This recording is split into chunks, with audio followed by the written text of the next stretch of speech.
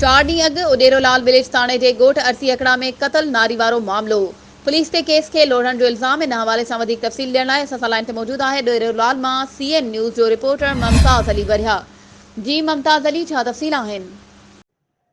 जी बिल्कुल, उॾेरोलाल विलेज थाणे जे हद वारे ॻोठ अर्ज़ी हकड़ा में क़त्ल थियल नारीअ वारो मामलो। वारसनि पारां पुलिस ते केस लोहण जो इल्ज़ाम। क़त्ल थियल मसमाद शारमीन जी वालदा मिसमाल जमाल ख़ातून एतराज़ कंदे चयो आहे त जवाबदार गिरफ़्तार हुजण बावजूद पुलिस मामले खे दॿाए रही आहे। उॾेरोलाल विलेज पुलिस मुंहिंजी न्याणीअ जे क़त्ल खे कमाई जो ज़रियो बणाए छॾियो आहे।